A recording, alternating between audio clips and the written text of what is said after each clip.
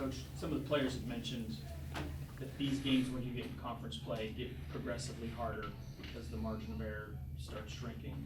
Is that your experience as well? Yeah, I think it. I mean, it all depends on the opponent and the situation, and yeah. But you go on the road, obviously, your margin of error is going to be a little bit less, and you just look at our schedule as we move down the line. Our margin of error, that's why we just got to keep getting better and start and become more efficient and more consistent as we move through the season. What has the team done in the last 2 days to improve your disposition from Saturday? Well, we looked at the film. We talked about some things. We had our normal Sunday, and then a good preparation day Monday, and then we'll see what we can do on the practice field today, and continue to work to get better. That's our challenge. What do you think needs to happen in the red zone to have a little more success? I know that was an area where Finish. I mean, just a couple major errors down there. But it wasn't just in the red area. You look at some of the things. Even when we were having some success early on, we got away with some things. We had some missed assignments. We had some mental errors. We had some things that we were getting away with, and that's going to be the case sometimes. But I expect I have a higher standard than I felt that what we played with in all three phases of the game. What do you expect from a game with a team that they're a good team to beat an FBS team, but now they've lost 3 straight. They're kind of Well, they've lost a couple tough games, and I expect we're going to get their best shot. We're going to get their best, and they're at home, and I know I always say this. I'm not worried about them right now. I'm worried about us, and to getting us right, getting increasing our level of execution. That's just to get our guys where they understand our game plan. They know it inside and out. They're ready to execute at a high level for 4 quarters, and that's where my concern is right now. I mean, can't control what Illinois State's going to do. Having said that, talk a little bit about the challenges that their offense presents.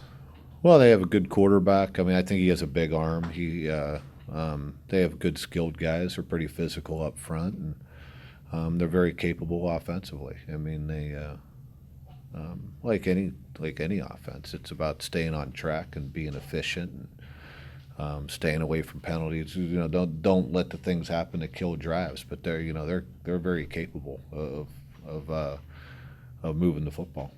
With the exception of West Virginia, is this the best team to date that you will face? Probably, yeah.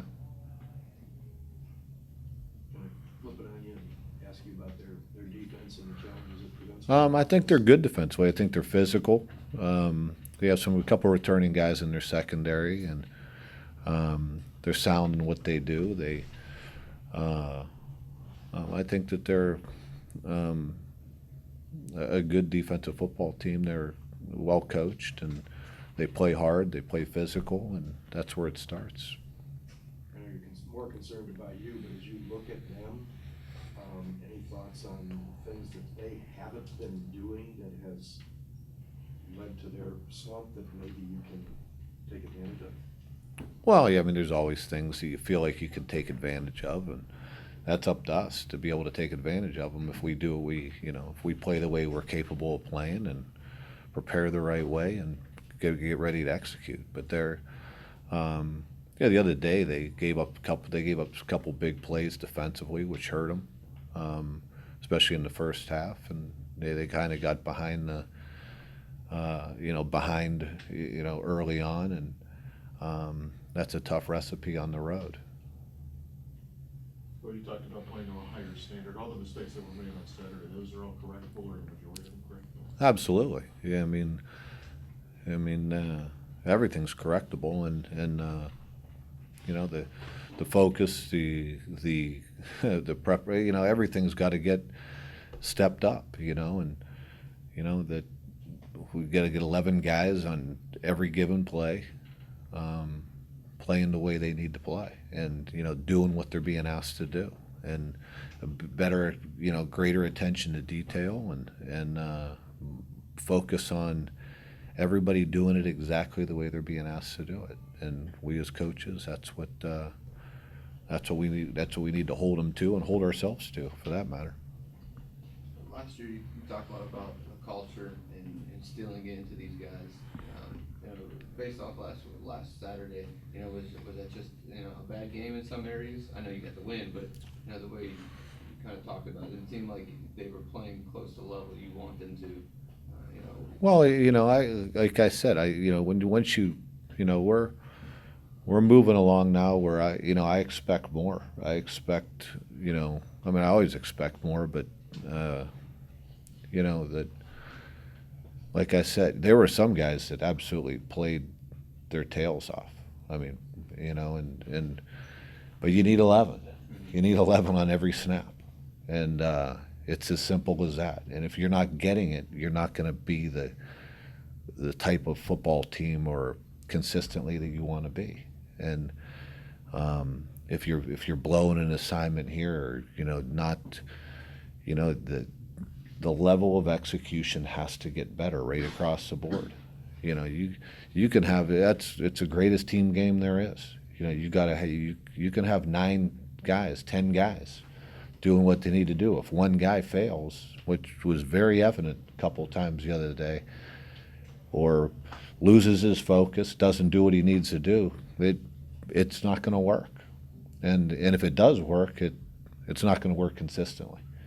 So that's where we are, and it's pretty black and white. It's a simple. It sounds simple, but that's what the great teams do. That's what the championship teams do. They do it more consistently, more often than the other guy, and that's what my expectations are.